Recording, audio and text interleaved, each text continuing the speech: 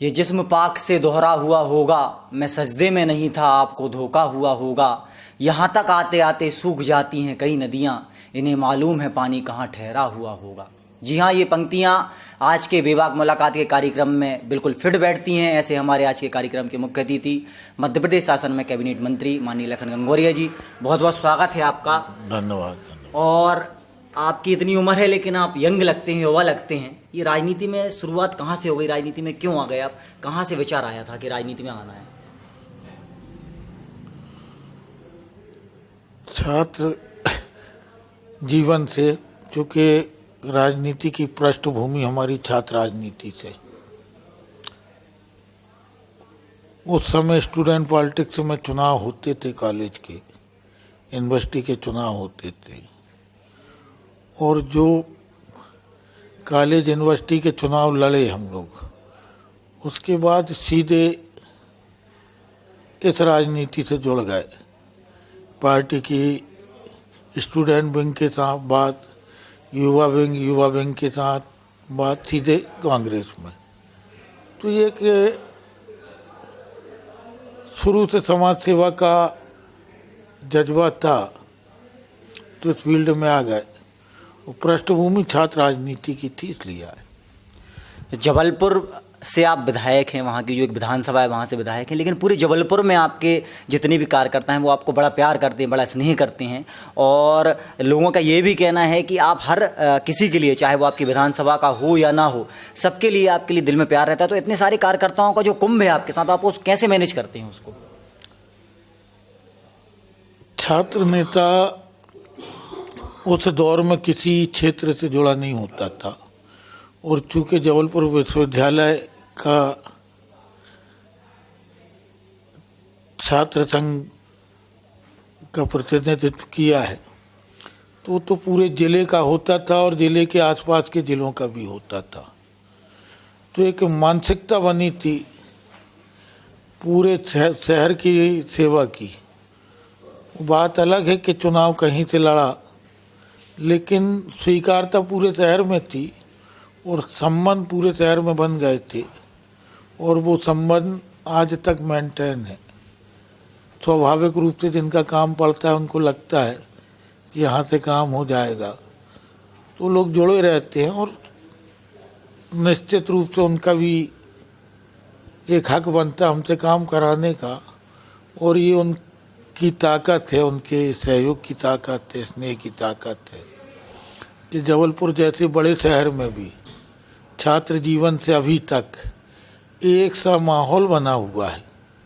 आपके राजनीतिक सफ़र में आप तीसरी बार विधायक हैं, हार का भी आनंद मिला है और जीत का आनंद, तो अब आप कैबिनेट में मंत्री हैं। तो जब हारे तो लोग बताते हैं कि हारने के बाद भी आप लगातार क्षेत्र में रहते हैं, तो हार के बाद कैसा लगता है, क्या होता है? अभी तो आप जीते हैं, मंत्री बने हैं।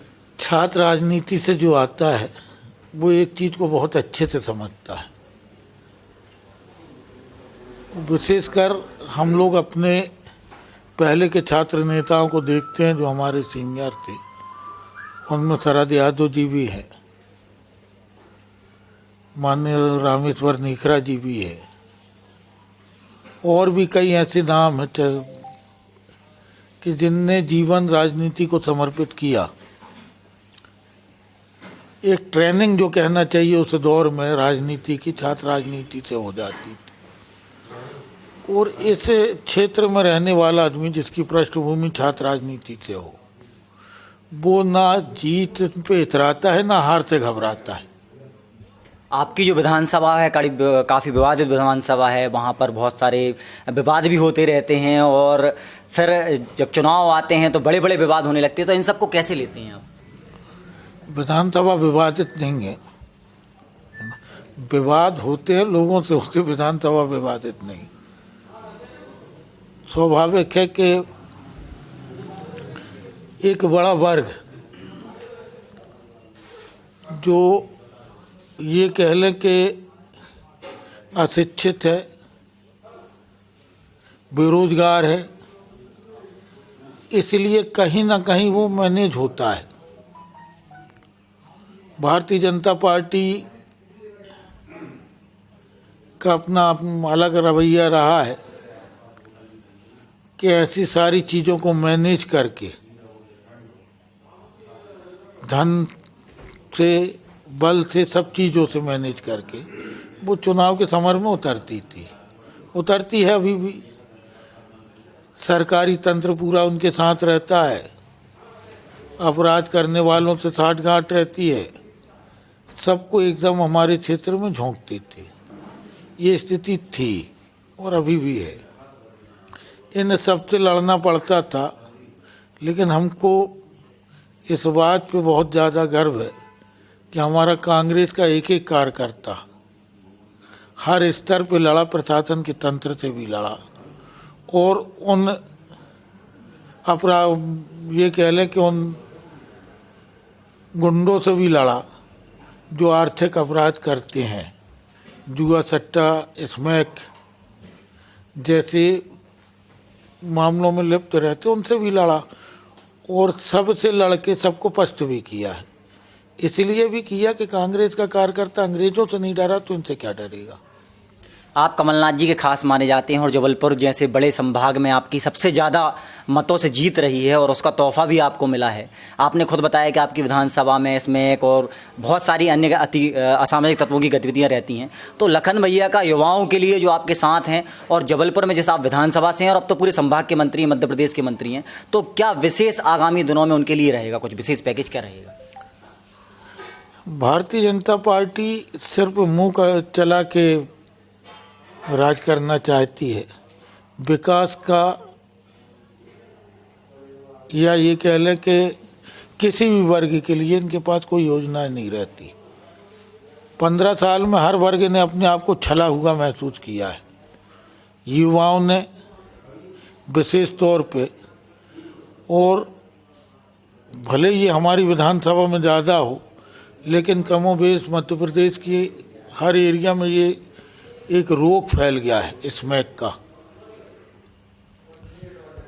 और मैं समझता हूँ कि जिन बच्चों को आज के दौर में शिक्षा की आवश्यकता है, जिनके हाथ में कापी किताब होना चाहिए, उन बच्चों के हाथ में स्मैक की पुड़िया पकड़ा दी जाती है। जिन नौजवान को रोजगार की ज़रूरत है, उनके हाथ में सट्टा की पट्टी होती है। ये भारतीय जनता पार्टी के जितने लोग हैं, जिम्मेदार नेता और चुने हुए जनप्रतिनिधि, उनके कार्यकर्ता इस प्रकार के कामों को अंजाम देते। एक बहुत बड़ा वर्ग इससे प्रभावित होता है और ये चुनौती भी है हम जैसे लोगों के लिए। हम जब 5 साल विधायक थे इसके पहले, तो हमने स्मैक पे पूरी तरीके से पाबंदी लगाई थी। निश्चित रूप से जो स्मैक की स्मगलिंग करते हैं, जो जुआ सट्टा खिलाते हैं, जो शराब का काम, अवैध कारोबार करते, उनके टारगेट भी हम बने थे। उनने भी खूब पैसा लगाया चुनाव में हमको हराने, लेकिन कहीं ना कहीं उनको पस्त होना पड़ा। एक बड़ा तबका नशा मुक्त क्षेत्र चाहता है।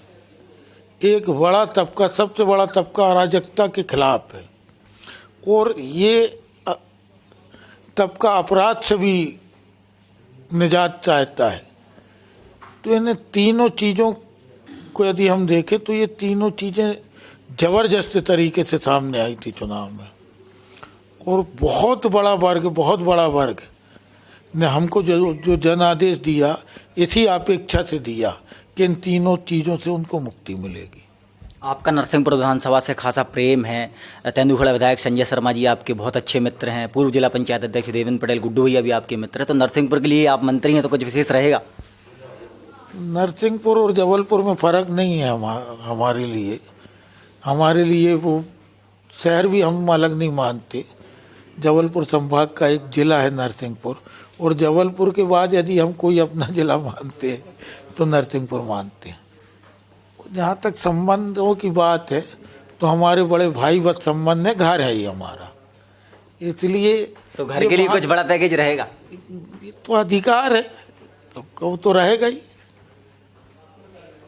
आखिरी सवाल, आपका पसंदीदा हीरो कौन है? जब आप जीतते हैं तो वहाँ के लोग बताते हैं कि गाना बजता है कि माय नेम इज़ लखन, बड़ा जोर शोर से वो गाना बजाते हैं, तो कौन सा फेवरेट हीरो है आपका? कमलनाथ। ये तो राजनीतिक हीरो, कोई फिल्मी हीरो? बिल्कुल हर चीज़ में हमने अपने जीवन में आदर्श माना है कमलनाथ जी को, और हम उसी रूप में देखते हैं उनको, और बहुत सी चीज़ें हमने उनसे सीखी हैं। कभी इरिटेट नहीं होना, कभी चेहरे पे सेकंड नहीं आना, और हमेशा एक से बने रहना। आपने पहले उम्र की बात की थी, हमने भी जब कमलनाथ जी से जुड़े थे, हम छात्र थे और वो नेता थे, वो युवा नेता कहलाते थे, हम लोग स्टूडेंट थे। तब से हम उनको ऐसे ही देखते आ रहे, और हमको जिनने छात्र नेता के रूप में देखा, आज भी वो हमको छात्र नेता मानते। तो हीरो तो वही कहलाता है जो हमेशा एक सा देखे, और हम कमलनाथ जी को अपना हीरो मानते हैं।